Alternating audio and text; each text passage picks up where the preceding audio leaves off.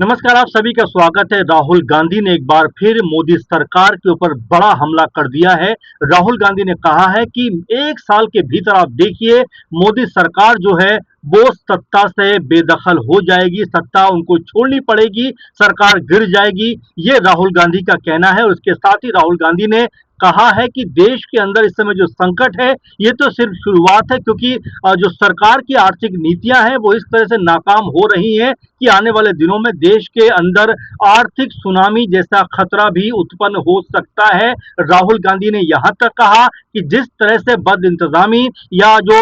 विदेशी नीति का फेल्योर रहा है उसकी वजह से अब इसको कोई रोक नहीं सकता। राहुल गांधी ने तमाम सारी बातें एक सार्वजनिक मंच पर कही हैं और उस मंच के जरिए उन्होंने ये कहा है कि मोदी सरकार ने जिस तरीके से देश को एक गलत राह पर धकेला है उसका खामियाजा पूरे देश को भुगतना पड़ेगा। और ये बातें राहुल गांधी कह रहे हैं कि आने वाले दिनों में जो एनडीए के कुनबे के लोग हैं वो भी अब खफा दिखाई पड़ रहे हैं। हालांकि अभी बहुत ज्यादा बयानबाजी तो निकल के सामने नहीं आ रही है, लेकिन जिस तरह से लगातार देश सवाल पूछ रहा है उसको देखते हुए ऐसा लगता है कि आने वाले दिनों में जो एनडीए कुनबे के जो दल हैं, जितने भी जो संगठन है वो अपना समर्थन वापस ले सकते हैं। और अगर ऐसा होता है तो चूंकि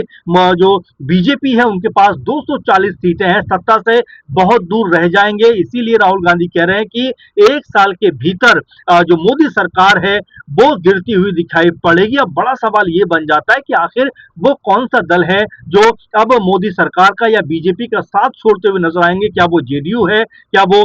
एलजेपीआर है, या वो जो है लोक दल है, या और जो पार्टियां हैं क्या वो हैं जो अब मोदी सरकार का यहाँ पर साथ छोड़ते हुए दिखाई देंगे। क्योंकि तेलुगु देशम पार्टी की बात करें तो उनको लेकर भी अभी रुख स्पष्ट नहीं है, क्योंकि उनकी भी खामोशी दिखाई पड़ती है। और जो राहुल गांधी बात कह रहे हैं क्या उसमें तनिक मात्र भी सच्चाई है, क्योंकि जिस तरीके से देश में इस समय माहौल बना हुआ है, पेट्रोल डीजल के दाम बढ़ रहे हैं, सीएनजी के दाम बढ़ रहे हैं, घरेलू जो इस्तेमाल की चीजें उनके दाम बढ़ते हुए दिखाई पड़ते हैं, जो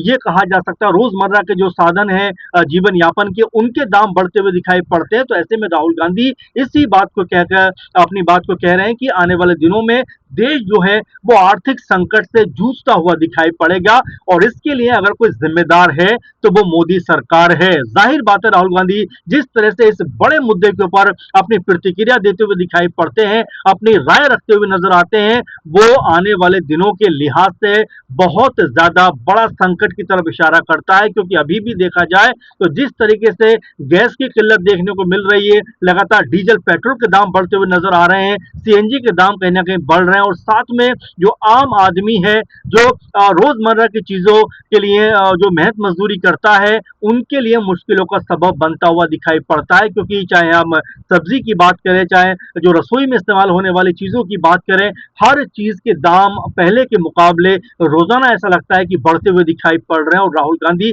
इसी बात को लेकर कह रहे हैं कि सिर्फ ये जो हालात हैं ये अभी के नहीं है, बल्कि ये लगातार हालात जो हैं वो बीते 4-5 साल से लगातार बन रहे थे, लेकिन सरकार ने इसके ऊपर कोई ध्यान नहीं दिया, कोई तवज्जो नहीं दी। इसी वजह से अब ये जो हालात हैं ये और ज्यादा खराब हो रहे हैं। और राहुल गांधी जैसा हमने पहले भी बताया कि ये बात कह रहे हैं कि अभी तो ये शुरुआत है, आने वाले दिनों में इसके भयानक परिणाम जो हैं वो दिखाई पड़ सकते हैं। अब राहुल गांधी जिस विश्वास के साथ में ये बात कहते हैं, जो अंदाज में वो ये बात कहते हैं, उसको देखकर ऐसा लगता है कि क्या राहुल गांधी की बात में अगर 10% भी सच्चाई है तो क्या देश के ऊपर कोई भारी संकट इस समय आने वाला है। क्योंकि हम देख रहे हैं कि जब से ईरान अमेरिका और इसराइल का युद्ध शुरू हुआ है उसके बाद से देश में लगातार गैस की किल्लत दिखाई पड़ती रही। सरकार की तरफ से कई बार दावे भी किए गए कि भाई सब कुछ मुहैया है देश के अंदर, कहीं कोई दिक्कत नहीं है, कहीं कोई खामी नहीं है। लेकिन जैसे जैसे युद्ध आगे बढ़ा उसके बाद हमने देखा कि हॉर्मुज के रास्ते जो जहाज हमारे देश में आते थे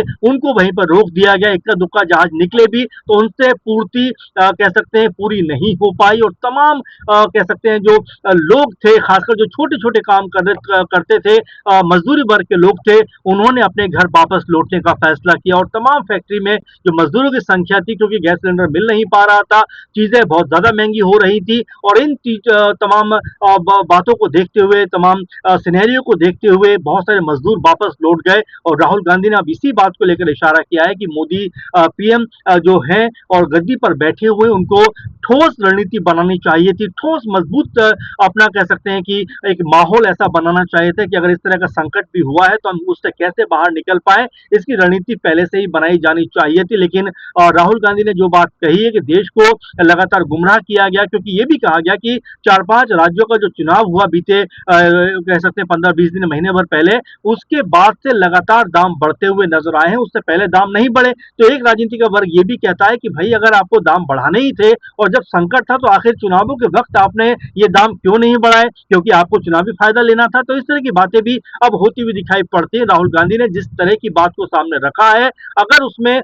हम ये बात फिर कहेंगे कि ये राहुल गांधी का बयान है, वो इस बात को कहते हुए दिखाई पड़ रहे हैं और साथ में वो ये कहते हैं कि जो देश का सिस्टम है वो भी कहीं ना कहीं अब फेलियर होता हुआ दिखाई पड़ता है। वो कहते हैं कि बहुत सारे मैसेजेस उनके पास आ रहे हैं और यहाँ पर एक ऐसा माहौल बन रहा है जो आने वाले दिनों में मोदी सरकार के लिए एक बड़ा मुश्किल का सबब बनता हुआ दिखाई पड़ेगा। राहुल गांधी ने जिस तरह से इस बात को सामने रखा है, जिस तरह से इस बात से देश को रूबरू कराया है कि आने वाले दिन जो है वो बहुत कठिन होने वाले हैं, तो जाहिर बात है सरकार को इसके ऊपर जरूर अपना विचार सामने रखना चाहिए कि राहुल गांधी जो बात कह रहे हैं क्या वो सच है या फिर वो पॉलिटिकल फायदा कहीं ना कहीं उठाना चाहते हैं। इस मकसद के तहत वो ये बात कहते हुए दिखाई दे रहे हैं, क्योंकि आने वाले साल में या यूं भी कहा जाए कि 2026 में भी उत्तर प्रदेश समेत 5 राज्यों के चुनाव कराए जा सकते हैं। तो क्या अभी से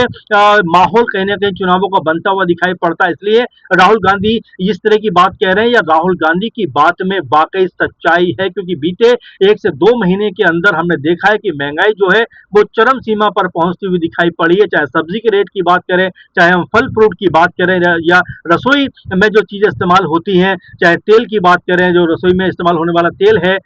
इसके अलावा चीनी है, तमाम और भी पदार्थ हैं, इन सब में कहीं ना कहीं ये दिखाई पड़ा है कि उनके दाम बहुत तेजी के साथ में आगे बढ़े हैं और राहुल गांधी यही बात कहते हुए दिखाई पड़ रहे हैं कि अगर इनसे वक्त रहते नहीं निपटा गया तो हालात बद से बदतर हो जाएंगे। राहुल गांधी ये भी कहते हैं कि बेहतर होता है कि इस तरह की रणनीति पर पहले से काम किया जाता तो शायद ये रणनीति जो है वो कारगर साबित होती हुई दिखाई पड़ती। लेकिन अब जब पूरे हालात हाथों से बाहर निकल गए, बेकाबू हो गए, तो अब कोई भी हम फैसला करेंगे तो वो फैसला भी देश को संभाल नहीं पाएगा। राहुल गांधी ने इतनी बड़ी बात कह दी कि आने वाले दिन जो है वो देश के लिहाज से बेहद कठिन है, बेहद मुश्किल भरे हो सकते हैं, क्योंकि अभी तो शुरुआत है, आने वाले दिन जो है वो भयावह हो सकते हैं। अब राहुल गांधी के इस बयान को लेकर क्या आने वाले दिनों में बीजेपी की तरफ से कोई बड़ा पलटवार होता हुआ दिखाई पड़ेगा, या बीजेपी की तरफ से कोई फैक्ट सामने रखे जाएंगे कि भाई राहुल गांधी जो ये बात कह रहे हैं ये तर्कहीन बात है, इसमें कोई तथ्य नहीं है। अब देखना होगा राहुल गांधी की इस स्पीच के बाद या इस बयान के बाद बीजेपी का क्या रुख सामने आता है, क्योंकि बीजेपी लगातार ये बात कह रही है, या फिर सत्ताधारी जो लोग बैठे सत्ता में वो ये बात कहते हुए दिखाई पड़े हैं कि हालात जो है वो बेकाबू नहीं है, हमारे पास सारी चीजें हैं। अब सवाल ये उठता है कि सारी चीजें हैं तो आखिर दाम बढ़ते हुए लगातार क्यों नजर आ रहे हैं? एक जो आम आदमी का सवाल है वो कहीं ना कहीं यही उठता हुआ और बनता हुआ दिखाई पड़ता है कि अगर देश में सारा कुछ चीजें जो है वो फुलफिल हैं तो आखिर उनको महंगाई से क्यों जूझना पड़ रहा है, आखिर उनके ऊपर क्यों महंगाई की मार को इस तरह से किया जा रहा है कि उनका जीना मुहाल हो रहा है। राहुल गांधी की जो ये स्पीच है, जो ये बयान है, इसको आप कैसे देखते हैं कि क्या उनके बयान में कोई दम है या फिर ये पॉलिटिकल बयान है? आप इसको लेकर क्या सोचते हैं? कमेंट जरूर करिए और लगातार हमारे साथ बने रहिए। इस वीडियो को शेयर जरूर कीजिए। फिलहाल के प्रोग्राम में इतना ही। आप लगातार बने रहें। नमस्कार।